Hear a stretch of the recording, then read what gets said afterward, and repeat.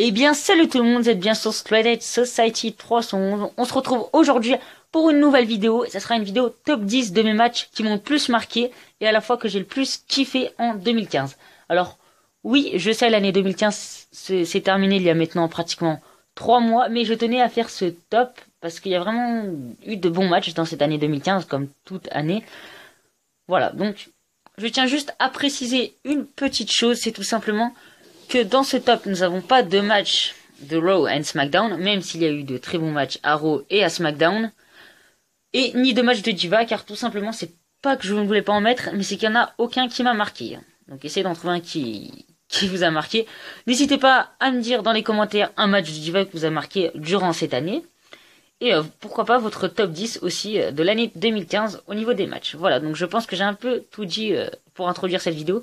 Donc on va commencer tout de suite à la 10e place. Le match opposait Seth Rollins à Dean Ambrose pour le titre de champion du monde poids lourd de la WWE dans un ladder match lors de Money in the Bank 2015. Pourquoi ce match m'a marqué? Tout simplement car c'était un très bon ladder match. C'est rare que j'ai tant kiffé que ça un ladder match ces dernières années. Enfin, ces derniers mois. Et ce match ladder m'a vraiment beaucoup plu. Assez violent. Bien sûr, il n'y avait pas de sang car voilà quoi. Je sais pas à partir de quelle année précisément il n'y a plus de sang à la WWE. Et voilà, c'est dommage qu'il n'y ait plus de sang à la WWE. Voilà, donc petite parenthèse terminée. Le match très violent, notamment. Par contre, juste ce match, ce qui m'a un peu déçu, c'est la fin. Les deux hommes se bataillent la ceinture. Et on va dire que Rollins décroche un peu la ceinture par chance. Donc voilà, fin assez décevante, mais sinon match global très bon. À noter aussi que le match a duré 35 minutes, ce qui est assez long, on va dire, pour un match... comment dire pour un match d'échelle, car ces dernières années, si on peut dire ça comme ça, on n'a pas vraiment eu de match super long, si ce n'est qu'à WrestleMania 30 où les matchs étaient assez longs, on peut dire ça comme ça. Mais 35 minutes, c'est quand même assez long pour un match. Voilà, donc très bon match, mais bon, fin assez décevante. Voilà.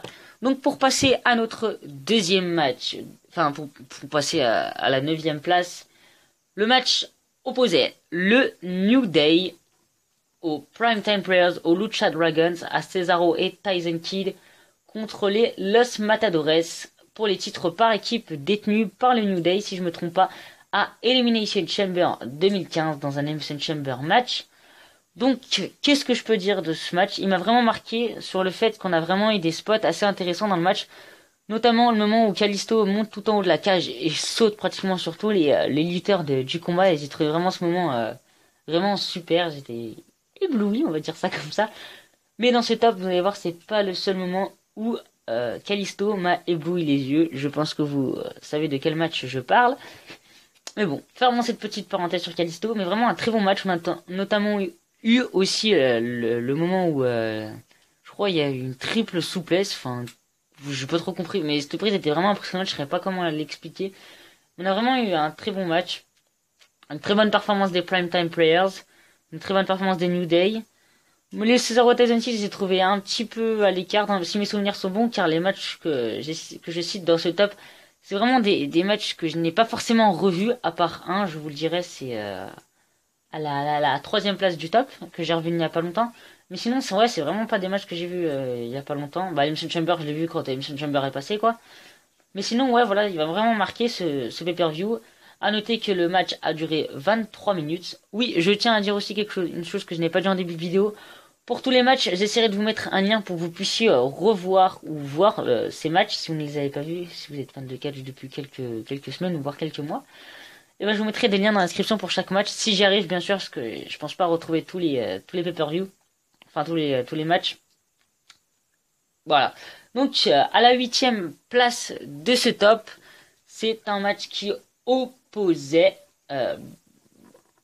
pardon, excusez-moi, j'ai un petit bug. Dean Ambrose et Roman Reigns contre la Wyatt Family, donc Bray Wyatt et Luke Harper. Ce match se déroulait au SummerSlam 2015, car nous sommes en 2015 bien sûr pour ce top. Et donc pourquoi j'ai préféré mettre ce match à la 8e position que Seth Rollins et Ambrose, le match Elimination Chamber. Bah tout simplement parce que à la base je n'aime pas forcément le match par équipe, mais ce match m'a vraiment fait kiffer et m'a vraiment marqué dans le sens que c'était un bon match par équipe. Donc voilà pourquoi ce match m'a marqué. Donc on a vraiment eu, comme je l'ai dit, un super match par équipe. Un bon rythme, le match s'enchaîne plutôt bien, un match ouais, bien rythmé, voilà, donc dans mes souvenirs. Le match a certes été un petit peu court, étant donné que le match était très bon, 10 minutes, ça aurait été sympa qu'il dure un peu plus longtemps. Mais vraiment, bon match, très bon match même pour un match par équipe.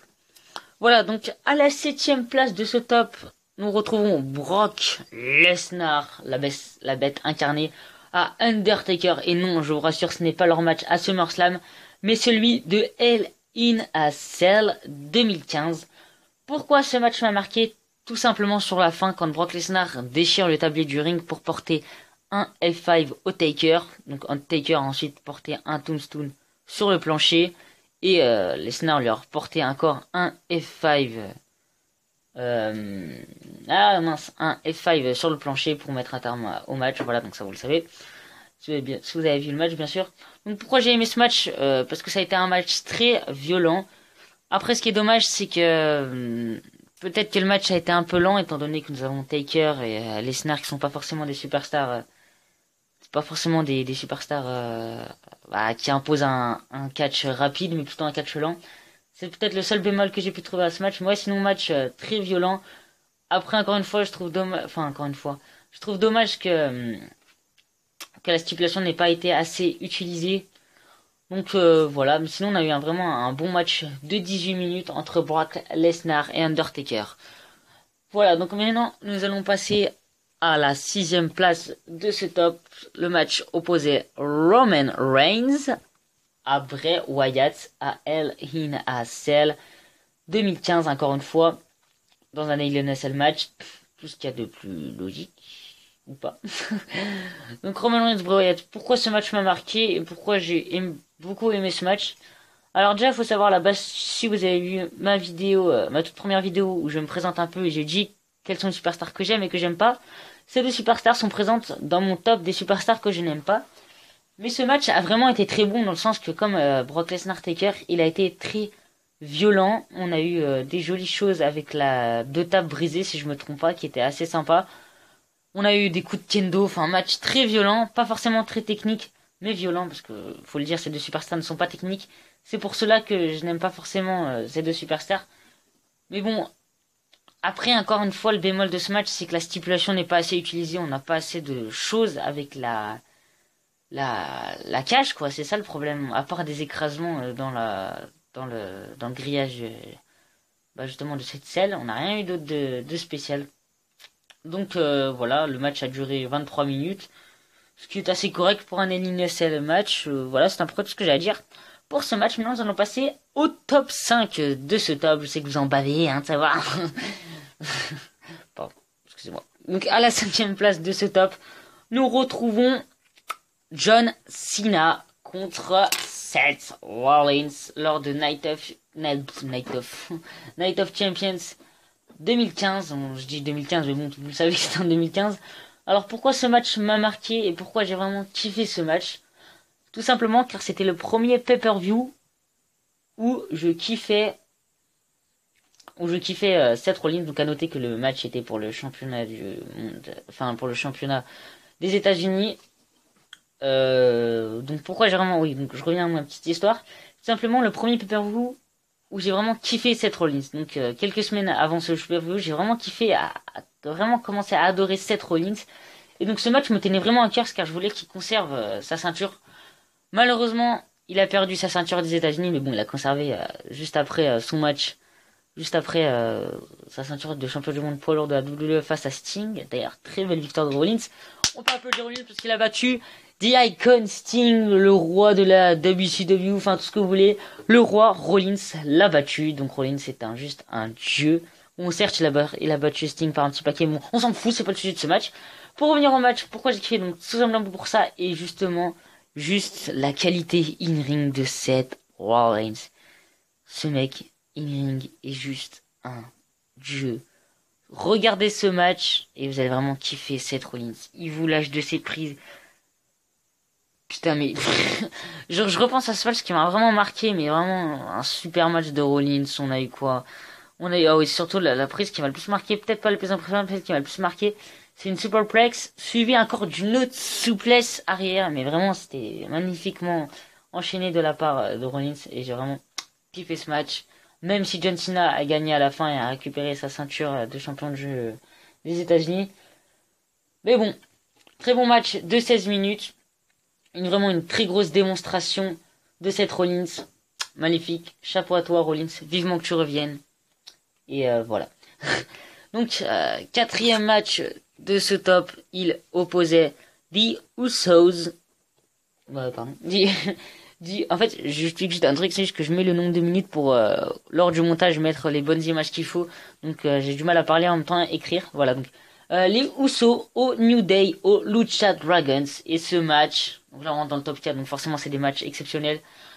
Un match, comme ça. Si vous voulez, comme ça. On a vraiment eu des spots, mais super intéressants. Donc c'était un ladder match pour équipe par équipe. Notamment comme je le disais en début de vidéo, pour Kalisto, son Sola del Sol du haut de l'échelle qui se brise sur une échelle. Mais c'était il y a pas si longtemps que ça, Chelsea. Et je me rappelle toujours quand j'ai regardé ce pay-per-view, au moment où il avait parti en Sola del Sol, je me dis non mais ça va être contré, ça sert à rien, ça va être contré. Et là, il place son Sola del Sol sur l'échelle, mais j'étais choqué. Et j'étais vraiment en train de manger devant mon écran et c'était vraiment un super moment et c'est pour ça vraiment que j'aime le catch pour des moments comme ça quoi. Vous êtes vraiment comme ça devant le match. On a eu ça, on a vraiment eu un match qui s'enchaîne à une vitesse. Je crois que d'ailleurs ce soir je vais le re-regarder ce match qui était vraiment très bon. Mais un match qui s'enchaînait à une vitesse magnifique, une vitesse folle. Juste 17 minutes de pur bonheur car le match a duré 17 minutes. Ils auraient dû faire un match comme ça de 30 minutes, 40 minutes, 3 heures. On s'est raté juste nickel. On a vraiment un super match entre les Usos, New Day et Lucha Dragon. Peut-être certes le petit défaut, voilà, qui fait que ce match redescend un petit peu dans mon top, c'est la fin où comment ça s'appelle, Xavier Wood lance Monica, je crois comment il s'appelle le trombone, je sais plus.